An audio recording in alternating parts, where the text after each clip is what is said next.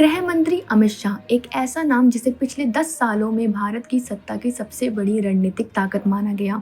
लेकिन 2025 के मार्च महीने के बाद से इस नाम की चुप्पी और असहजता चर्चा का विषय बन गई है। वो अमित शाह जो हर प्रेस कॉन्फ्रेंस के आंकड़ों में साथ कहते थे, भारत अब पहले से ज़्यादा सुरक्षित है, धारा 370 हटने के बाद कश्मीर में आतंकवाद लगभग समाप्त है।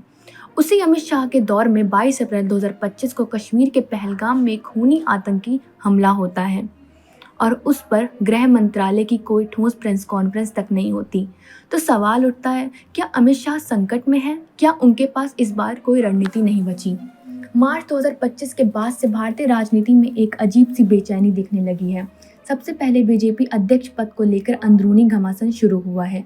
आरएसएस की तरफ से संकेत मिलने लगे हैं इस बार अध्यक्ष पद का ब्राह्मण या ओबीसी चेहरे की जरूरत है और यह निर्णय अब मोदी शाह की जोड़ी नहीं बल्कि संघ प्रमुख मोहन भागवत तय करेंगे। अमित शाह जो कि हमेशा पार्टी के संगठनात्मक धुरी माने जाते रहे हैं, उनके नाम का कोई जिक्र तक नहीं था।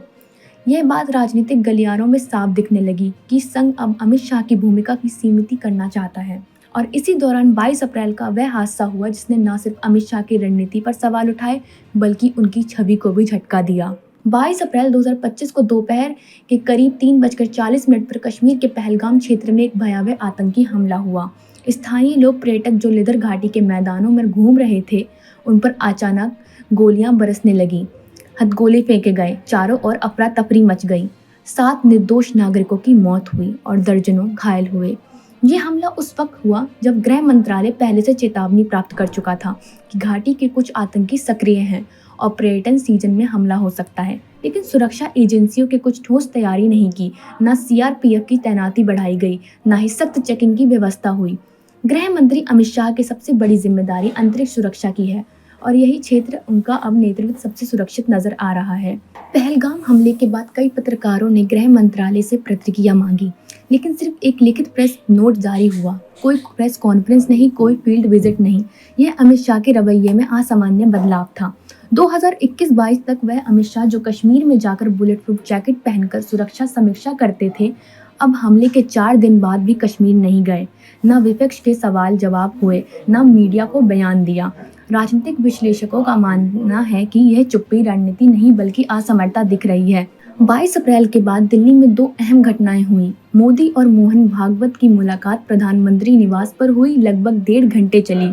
इससे पहले मोदी ने नागपुर जाकर आरएसएस मुख्यालय में मोहन भागवत के 10 मिनट की बंद कमरे में बातचीत की।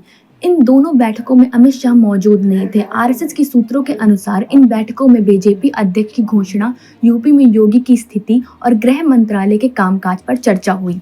मोहन भागवत ने साफ तौर पर कहा, अब हमें केवल विज्ञापन में दिखने वाली शांति नहीं बल्कि मूलभूत सुरक्षा सुधार चाहिए। ये सीधा संकेत था कि अमित शाह की भूमिका अब संघ के दायरे से बाहर होती जा रही है। 22 अप्रैल के आतंकी हमले के अंतर्राष्ट्रीय स्तर पर भी भारत की छवि को नुकसान पहुंचाया। ब्रिटिश मीडिया ने सवाल उठाए, अगर भारत के पर्यटक अब सुरक्षित नहीं है तो क्या ये धारा 370 हटाने के बाद की शांति ही है? अमेरिका विदेशी विभाग की रिपोर्ट में कश्मीर को एक बार फिर हाई रिस्क ट्रैवल जोन बताया गया और वह भारत में सुप्रीम कोर्ट में यह याचिका दायर की गई है जिसमें सरकार ने पूछा है कि जब खुफिया इनपुट पहले से था तो सुरक्षा उपाय क्यों नहीं किए गए।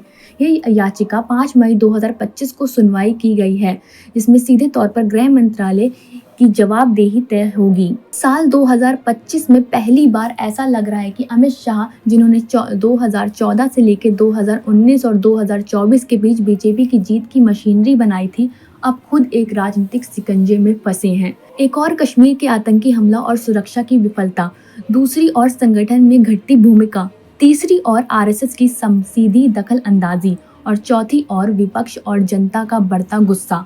अब सवाल ये नहीं कि अमित शाह क्या कर रहे हैं, बल्कि ये है कि क्या अब भी वो कुछ कर सकते हैं। आरएसएस अब चाहती है कि पार्टी अध्यक्ष कोई ऐसा हो जो आरएसएस के विचारों के करीब हो, जातीय संतुलन स्थापित करे और जो मोदी शाह की जोड़ी में स्वतंत्र हो। इसका मतलब साफ है, अमित शाह का नाम पार्टी से निर्णय प्रक्रिया से बाहर हो रहा है। कई रिपोर्टर्स कहती हैं कि अब संजय जोशी, BL संतोष या किसी ओबीसी चेहरे को अध्यक्ष बनाया जा सकता है और जब तक 22 अप्रैल जैसे हमले की जवाबदेही तय नहीं होती, अमित शाह की वापसी मुश्किल है। 2025 अमित शाह के लिए सबसे बड़ा राजनीतिक मोड़ बन सकता है। वो शख्स जिसने बीजेपी को देश की सबसे ताकतवर पार्टी बनाई, अब उसी पार्टी में अपनी जगह बचाने के लिए संघर्ष कर रहा है और इस बार उनके सामने न सिर्फ विपक्ष बल्कि उनकी खुद की परछाई खड़ी है, जो पूछ रही है, क्या आपकी चुप्पी अब साजिश है या असहायता? गृह मंत्री अमित शाह एक ऐसा नाम जिसे पिछले 10 सालों में भारत की सत्ता की सबसे बड़ी रणनीतिक ताकत माना गया, लेकिन 2025 के मार्च महीने के बाद से इस नाम की चुप्पी और असहजता चर्चा का विषय बन गई है। वो अमित शाह जो हर प्रेस कॉन्फ्रेंस के आंकड़ों में साथ कहते थे, भारत अब पहले से ज़्यादा सुरक्षित है, धारा 370 हटने के बाद कश्मीर में आतंकवाद लगभग समाप्त है।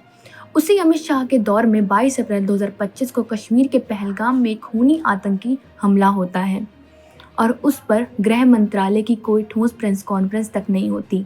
तो सवाल उठता है, क्या अमित शाह संकट में हैं? क्या उनके पास इस बार कोई रणनीति नहीं बची? मार्च 2025 के बाद से भारतीय राजनीति में एक अजीब सी बेचैनी दिखने लगी है। सबसे पहले बीजेपी अध्यक्ष पद को लेकर अंदरूनी घमासान शुरू हुआ है। आरएसएस की तरफ से संकेत मिलने लगे हैं, इस बार अध्यक्ष पद का ब्राह्मण या ओबीसी चेहरे की जरूरत है और यह निर्णय अब मोदी शाह की जोड़ी नहीं बल्कि संघ प्रमुख मोहन भागवत तय करेंगे। अमित शाह जो कि हमेशा पार्टी के संगठनात्मक धुरी माने जाते रहे हैं, उनके नाम का कोई जिक्र तक नहीं था। यह बात राजनीतिक गलियारों में साफ दिखने लगी कि संघ अब अमित शाह की भूमिका की सीमित करना चाहता है और इसी दौरान 22 अप्रैल का वह हादसा हुआ जिसने न सिर्फ अमित शाह की रणनीति पर सवाल उठाए बल्कि उनकी छवि को भी झटका दिया। 22 अप्रैल 2025 को दोपहर के करीब 3:40 पर कश्मीर के पहलगाम क्षेत्र में एक भयावह आतंकी हमला हुआ। स्थानीय लोग पर्यटक जो लिदर घाटी के मैदानों में घूम रहे थे, उन पर अचानक गोलियां बरसने लगी, हथगोले फेंके गए, चारों ओर अफरा तफरी मच गई। 7 निर्दोष नागरिकों की मौत हुई और दर्जनों घायल हुए। ये हमला उस वक्त हुआ जब गृह मंत्रालय पहले से चेतावनी प्राप्त कर चुका था कि घाटी के कुछ आतंकी सक्रिय हैं और पर्यटन सीजन में हमला हो सकता है, लेकिन सुरक्षा एजेंसियों के कुछ ठोस तैयारी नहीं की। न सीआरपीएफ की तैनाती बढ़ाई गई, न ही सख्त चेकिंग की व्यवस्था हुई। गृह मंत्री अमित शाह की सबसे बड़ी जिम्मेदारी अंतरिक्ष सुरक्षा की है और यही क्षेत्र उनका अब नेतृत्व सबसे सुरक्षित नजर आ रहा है। पहलगाम हमले के बाद कई पत्रकारों ने गृह मंत्रालय से प्रतिक्रिया मांगी, लेकिन सिर्फ एक लिखित प्रेस नोट जारी हुआ। कोई प्रेस कॉन्फ्रेंस नहीं, कोई फील्ड विजिट नहीं। यह अमित शाह के रवैये में असामान्य बदलाव था।